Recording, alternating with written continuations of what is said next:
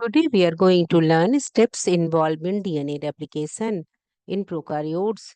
Initiation इस क्या क्या स्टेप है? Initiation, then elongation, elongation and termination, elongation and termination. Pros process of replication start करने से पहले हमें रेप्लिकेशन एक पार्टिकुलर रीजन ऑफ डीएनए में स्टार्ट करना है, जिसको हम कहते हैं ओरिजिन ऑफ रेप्लिकेशन। तो प्रोकारियोट में जो सिंगल ओरिजिन ऑफ रेप्लिकेशन होता है उसको हम मोराइसी कहते हैं। तो प्रोकारियोट में सिंगल ओरिजिन ऑफ रेप्लिकेशन इसको रिकॉग्नाइज किया गया, और जहां से डीएनए की कॉपिंग शुरू होगी, डीएनए की सिंथेसिस शुरू होगी, डीएनए की डुप्लीकेशन शुरू होगी, उसको हम ओराई कहते हैं, ओराई सी। यूकारियोटिक में multiple thousand origin of replication होते हैं, several thousand origin of replication होते हैं, कई हजार रेप्लिकेशन ओरिजिन होते हैं। यू प्रोकारियोट में सिर्फ सिंगल ओरिजिन ऑफ रेप्लिकेशन है, जिसको हम ओराइसी कहते हैं। इकोलाई में जो इनिशिएटर प्रोटीन की जरूरत होती है वो डीएनए ए होता है, और अगर ईस्ट में हम जो ओरिजिन रिकॉग्निशन कॉम्प्लेक्स है उसको हम ओआरसी कहते हैं। अब ठीक है, अब इसको हमने पहचाना, उसके बाद हम डबल स्टैंडर्ड डीएनए को काटेंगे, ताकि टेम्पलेट स्टैंड से जब हमें दो सिंगल स्टैंड बनेंगे उससे हम फिर नया डीएनए स्टैंड को सिंथेसाइज करेंगे। तो हमने ये डीएनए स्टैंड लिया जो कि डबल स्टैंडर्ड होता है, फिर इसके ओराई को पहचाना, हमने ये ओराई इसको किया, एंड देन इसके बाद हम इसको कट करेंगे किसके मदद से? With the help of the helicase enzyme. Initiation, so the helicase opens the DNA and replication fork is formed at the point of separation of strand। तो जब ये हेलिकेज इसको खोलेगा, हेलिकेज जब इस डबल स्टैंडर्ड को सिंगल स्टैंडर्ड करेगा, single standard करेगा, तो क्या होगा? ये एक बाइसेप्ड स्ट्रक्चर बनेगा, जिसको हम रेप्लिकेशन फॉर्क कहते हैं, जिसको हम रेप्लिकेशन फॉर्क कहते हैं।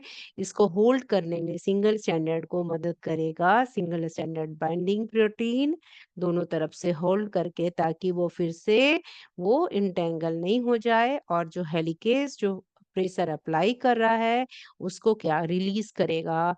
वो एंजाइम है, that is a topoisomerase enzyme. Topoisomerase, isomerase enzyme जिसको गायरेज भी कहते हैं, वो इसको खुले रहने में उसको टेंशन को रिलीज करेगा, और फिर से सुपर कॉइलिंग, ये पीछे की तरफ फिर से इसकी सुपर कॉइलिंग नहीं हो जाए उसके लिए प्रिवेंट करता है टोपोआइसोमेरेज। ठीक है। अब जो न्यू स्ट्रैंड की सिंथेसिस होगी, वो न्यू स्ट्रैंड की सिंथेसिस होती है वो डीएनए डिपेंडेंट आरएनए पॉलीमरेज से। किससे होती है? डीएनए डिपेंडेंट आरएनए पॉलीमरेज से। तो डीएनए डिपेंडेंट आरएनए पॉलीमरेज जो सिंथेसिस करेगा वो इस तरह से सिंथेसिस करेगा, हमेशा उसकी सिंथेसिस होती है 5 प्राइम टू 3 प्राइम एंड में। तो इसका एक एक वो कभी भी इनिशिएट नहीं करता है, क्योंकि वो अपने आप को बहुत बड़ा बॉस समझता है, या समझ लीजिए आप मैनेजर समझता है, जिसको एक असिस्टेंट चाहिए। तो उसके लिए उसको जरूरत पड़ती है प्राइमेज एंजाइम की, और प्राइमेज एंजाइम लाता है आरएनए प्राइमर को। और आरएनए प्राइमर क्या करता क्या है? 5 से 10 न्यूक्लियोटाइड बेस सीक्वेंस है। किस चीज की है? आरएनए की है। तो इस जिस तरह से हमने ये टेम्पलेट स्टैंड है, जैसे आप कंसीडर कीजिए ये हमारा टेम्पलेट स्टैंड है, इसकी पोलैरिटी है 5 प्राइम और 3 प्राइम। ठीक है, ये इसकी पोलैरिटी ये हुई, इसकी पोलैरिटी 3 प्राइम टू 5 प्राइम। अब डीएनए क्या है? डीएनए क्या है? अब प्राइमर क्या है? डीएनए की सिंथेसिस खुद से नहीं करेगा, तो प्राइमर छोटे छोटे न्यूक्लियोटाइड सीक्वेंस को जोड़ेगा। तो वो कहाँ जोड़ता है? तो प्राइमर बोलता है हम वही जोड़ेंगे जो हमेशा मुझे कहाँ चाहिए, 3 प्राइम एंड में चाहिए, क्योंकि इसके पास फ्री हाइड्रोक्सिल ग्रुप होता है, ओएच ग्रुप होता है। तो यहाँ पे प्राइमर जुटेगा, और उसके बाद जुट गया। इसके बाद क्या है? डीएनए पॉलीमरेज किस तरफ सिंथेसिस करती है? इसकी सिंथेसिस होती है 5 प्राइम टू 3 प्राइम। किस तरह से होती है? 5 प्राइम टू 3 प्राइम। ठीक है, तो ये सिंथेसिस करेगा, तो इसकी सिंथेसिस डायरेक्ट जाएगी इसकी सिंथेसिस डायरेक्ट जाएगी, ये 5 प्राइम हो गया एंड ये 3 प्राइम एंड हो गया। तो ये दोनों की एंटी पोलैरिटी हो गई। तो न्यूली सिंथेसिस स्ट्रैंड जो बनी, ये 5 प्राइम टू 3 प्राइम जितनी बार खुलता जाएगा, इसको सिर्फ एक प्राइमर की ही जरूरत पड़ेगी, क्योंकि जब ये खुलेगा ये 3 प्राइम एंड में ऑलरेडी ही लगा हुआ है, प्राइमर लगा हुआ है। इसलिए इस स्टैंड को हम क्या कहेंगे? Leading stand. Leading stand, stand को हम कहेंगे लीडिंग स्टैंड। ठीक है, तो इस तरह से इनिशिएशन हो गया। अब ये जो इलोंगेशन, ये अभी जो मैंने आपको बताना शुरू कर दी, जो डीएनए की सिंथेसिस हो रही है, न्यू स्टैंड की सिंथेसिस हो रही है, वो सेकेंड स्टेप है, दैट इज द इलोंगेशन। क्या है ये सेकेंड स्टेप है। ओके,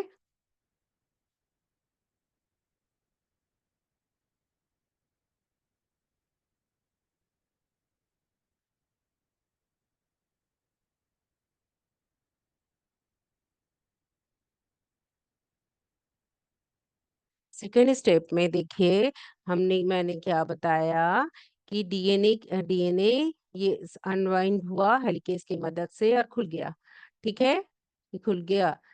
ओके, उसके बाद देखिए, ये इसकी प्राइमर की ये हमारा जो हुआ, ये हमारी टेम्पलेट स्टैंड है। 5 प्राइम 3 प्राइम, ये है 3 प्राइम, ये है 5 प्राइम। ये दोनों क्या है? टेम्पलेट स्टैंड है। टेम्पलेट स्टैंड है। ये क्या है? टेम्पलेट स्टैंड है। अब इसकी सिंथेसिस कौन करेगा? वो करेगा डीएनए पॉलीमरेज थर्ड। कौन करता है? DNA polymerase third. DNA polymerase मैंने प्रीवियस वीडियो में बताया था, ये तीन तीन तरह के होते हैं, 1 2 एंड 3।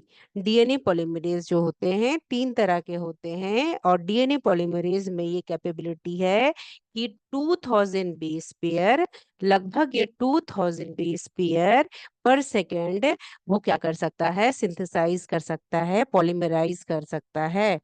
ठीक है, अब यहाँ पे, अब जैसे कि अगर ये डीएनए पॉलीमरेज थर्ड ही मेन हमारा क्या है? मेन जो है पॉलीमराइजिंग एंजाइम है। डीएनए पॉलीमरेज थर्ड जो है वो हमारा मेन पॉलीमराइजिंग एंजाइम है, मेन पॉलीमराइजिंग एंजाइम है। ठीक है, तो इसमें हमने देखा कि 5 प्राइम टू 3 प्राइम ये हमारा टेम्पलेट स्टैंड है, ये 3 प्राइम टू 5 प्राइम ये टेम्पलेट स्टैंड है। उसके बाद अब हमें न्यू स्टैंड को सिंथेसाइज करना है, तो उसके लिए क्या जरूरत होती है? DNA polymerase. डीएनए पॉलीमरेज कभी भी अपने से सिंथेसिस नहीं करता है, उसको एक असिस्टेंट की जरूरत होती है, और उसको वो असिस्टेंट का नाम क्या है? Primase enzyme. प्राइमेज एंजाइम आएगा और फिर वो आरएनए प्राइमर को लाता है। क्या है RNA primer? Short nucleotide sequence of 5 to 10 RNA base pair. RNA base pair है ये, आरएनए का है, राइबोन्यूक्लिक एसिड है। तो इसकी क्या शर्त है? ये जब भी करेगा 3 प्राइम एंड में ही जुड़ता है। प्राइमर कहाँ जुड़ेगा? 3 प्राइम एंड में, क्योंकि इसके पास फ्री ओएच ग्रुप होता है। और डीएनए पॉलीमरेज की सिंथेसिस हमेशा होती है 5 प्राइम टू 3 प्राइम की पोलैरिटी में। ठीक है, तो यहाँ के प्राइमर जुड़ जाएगा जब स्टैंड खुला है। एक साथ ही स्टैंड खुलता है क्यों नहीं है? क्योंकि हेलिकेज जब काटता है तो उसको एटीपी की जरूरत होती है, और कहाँ काटता है हमेशा? वो ए और टी के बीच में, क्योंकि इसके पास दो डबल बॉन्ड होता है, तो कम एटीपी की जरूरत होती है। तो वो न्यू स्टैंड बनाना शुरू कर देता है। जैसे जैसे स्टैंड खुलता जाएगा, जैसे जैसे स्टैंड खुलता जाएगा, तो इस ये स्टैंड बनेगा, तो इसकी पोलैरिटी क्या आएगी? 3 प्राइम टू 5 प्राइम। ये खुलता चला जाएगा। तो ये स्टैंड में एक ही बार प्राइमर की जरूरत पड़ेगी, क्योंकि वो एक बार खुल गया, लग गया, इसके बाद ये कंटिन्यूस वो यहाँ पे प्राइमर लगा हुआ है, और इसके पास OH ग्रुप में, तो ये स्टैंड जो हो जाएगी लीडिंग स्टैंड। इसके पास डीएनए लाइगेज की जरूरत नहीं होगी, क्योंकि इसकी स्ट्रैंड जो होगी कंटिन्यूअस बनेगी, कंटिन्यूअस बनेगी, फास्ट बनेगी, फास्ट बनेगी, कंटिन्यूअस बनेगी, कंटिन्यूअस बनेगी। और टेम्पलेट्स ओपन किसमें? इसमें जो लीडिंग स्टैंड का टेम्पलेट है, टेम्पलेट ओपन क्या है? देखिए, टेम्पलेट है 5 प्राइम टू 3 प्राइम में। और जो न्यूली सिंथेसाइज स्टैंड हो रही है, ये भी किस स्टैंड से जा रही है? इधर से देखिए, 5 प्राइम टू 3 प्राइम में। ठीक है। अब क्या है, अब यहाँ पे जब लैगिंग स्ट्रैंड जिसको क्यों बोलते हैं, लैगिंग स्ट्रैंड या प्राइमर यहाँ पे आके खुला और यहाँ पे प्राइमर लगा, उसके बाद डीएनए पॉलीमरेज सिंथेसिस शुरू करेगा, फिर थोड़ा सा खुलेगा, अनबाइंडिंग होगा, और फिर से थोड़ा सा खुलेगा हेलिकेस, एक बार में तो काटता नहीं है, धीरे धीरे वो कटिंग करता है, अनबाइंड करता है, तो फिर वो थोड़ा खुलेगा, तो फिर उसको एक प्राइमर की जरूरत हो जाएगी 3 प्राइम में, फिर वो थोड़ा खुलेगा, फिर प्राइमर की जरूरत हो जाएगी। तो इस तरह से क्या हो जाता है, ये जो टेम्पलेट स्टैंड है इसको हम लैगिंग स्टैंड कहते हैं, इसको हम लेगिंग स्टैंड कहते हैं। इसकी टेम्पलेट क्या है, opening 3 prime to 5 prime direction, और इसमें क्या है, फॉर्मेशन, ये लैगिंग हो रही है, लैग कर रहा है ये टेम्पलेट बार बार, जब उसको प्राइमर की कई प्राइमर की जरूरत हो रही है, और ये जो फ्रेगमेंट जो डीएनए पॉलीमरेज 1 इसमें जो सिंथेसिस कर रहा है, उसको हम क्या, ये स्टैंड को जोड़ने के लिए हमें एक दूसरी एंजाइम की जरूरत पड़ती है, जो मैं भी बता रही हूँ। और ये फ्रेगमेंट बन रहा है, ये जो फ्रेगमेंट बन के जा रहा है, इसको हम ओकाजाकी फ्रेगमेंट कहते हैं, ओकाजाकी फ्रेगमेंट कहते हैं। ठीक है। इसके बाद फिर आकर के डीएनए पॉलीमरेज स्पेशली किस में एक्ट करता है, लैगिंग स्ट्रैंड में एक्ट करता है, और फिर ये इसमें रिपेयर भी करेगा, अगर कहीं भी base sequencing, nucleotide base sequencing में गलती हो गई है तो उसको रिपेयर भी करेगा, फिर 5 प्राइम टू 3 प्राइम के डायरेक्शन में क्या करेगा, फिर वो बेस पेयरिंग भी करता चला जाएगा, और अगर कहीं गलती है तो एक्सोन्यूक्लियस एक्टिविटी भी करेगा। तो इस तरह से हमारे स्ट्रैंड की क्या होगी, एलोंगेशन होगी। ये दिख रहा है कंटिन्यूअस 5 प्राइम टू 3 प्राइम, और यहाँ पे ये देखिए स्ट्रैंड जा रही है, that one is the image में है, ये हमारी कहाँ से जा रही है, ये भी डीएनए सिंथेसिस हो रही है 5 प्राइम टू 3 प्राइम। तो ये याद रखना है, लीडिंग स्ट्रैंड क्या है, toward the fork, toward the replication fork, और lagging strand away from the replication frog.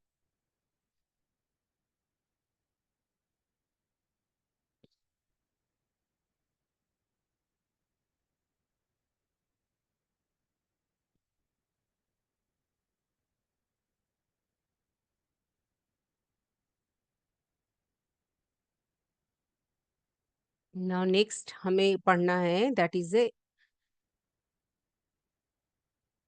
हमारा है टर्मिनेशन। इनिशिएशन हो गया, अब हमें पढ़ना है टर्मिनेशन।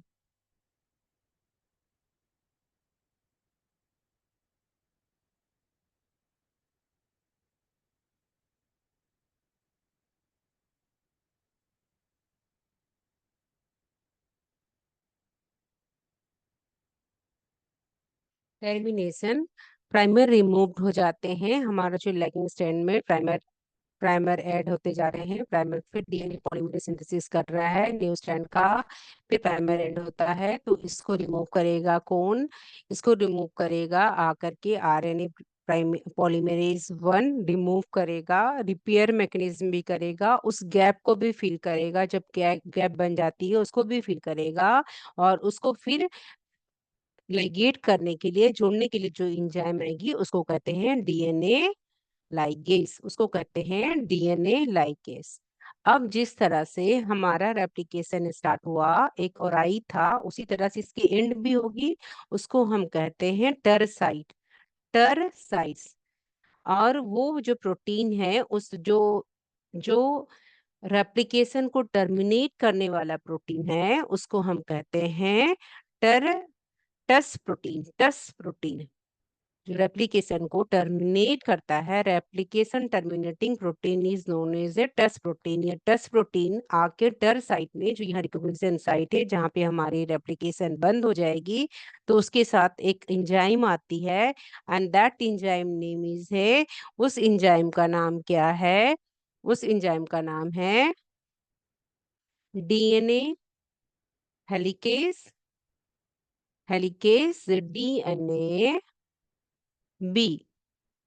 ये आ करके और ये रेप्लिकेशन को एंड कर देता है, तो termination occur when termination site sequence in DNA is reached and the protein binds to the sequence to physically stop DNA replication. DNA replication को stop कर देता है. DNA replication terminus site binding protein ter protein इसके DNA replication का जो टर site है, जो रिकॉग्निशन साइट है, जो वहां पे आके पहचानता है, उसकी जो सीक्वेंसिंग है वहां के पहुंचेगा और कौन आएगा, टस प्रोटीन आएगा. वो प्रोटीन क्या है, डीएनए रेप्लिकेशन प्रोटीन है. और किसके साथ आएगा, वो आएगा डीएनए बी हेलिक्स के साथ और वे आके इसके साथ जुड़ जाएगा, एक कॉम्प्लेक्स बना देगा. टस क्या कॉम्प्लेक्स बनेगा, टस प्लस टर कॉम्प्लेक्स. और यहाँ आकर के डीएनए रेप्लिकेशन रुक जाएगी, मीन्स halt करेगा. In bacteria ter site bonds to the tus proteins that halt replication mean stop for a while. थोड़ी देर के लिए रेप्लिकेशन रुक जाएगा and move only in one direction. So इस तरह से टर्मिनेट हो जाएगा. Once the chromosome had been replicated, once the DNA have been replicated, जब हमारा डीएनए रेप्लिकेट हो जाएगी, जब हमारा डीएनए का रेप्लिकेशन हो जाएगा तो वो टर्मिनेट हो जाएगा. और जब टर्मिनेशन हो जाएगा तो दो डीएनए कॉपी बनेगी into two different cell during cell division. तो हमें रिजल्ट ऑफ रेप्लिकेशन क्या मिलता है, two identical double standard DNA molecule are produce from the parent template stand. हमें दो पेरेंट टेम्पलेट स्टैंड है, पेरेंट टेम्पलेट स्टैंड है, इसको हम खोलते हैं और दो स्टैंड से फिर हमने दो न्यू सिंथेसाइज स्टैंड बनाया. तो हमें आइडेंटिकल कॉपी मिलती है डीएनए की. और ये सेमी कंजर्वेटिव रेप्लिकेशन है क्योंकि half of the parent information आता है, इसलिए ये बायोलॉजिकल इनहेरिटेंस के लिए इंपॉर्टेंट है. तो रेप्लिकेशन स्टार्ट हुआ ओराई से और एंड हुआ कहाँ पे, दैट इज इस वहां देख रहे हैं टस और टर कॉम्प्लेक्स आएगा डी. और उसके बाद क्या होगा, डीएनए बी हेलिकेस एंजाइम आएगा और डीएनए रेप्लिकेशन का टर्मिनेशन होगा. Thank you.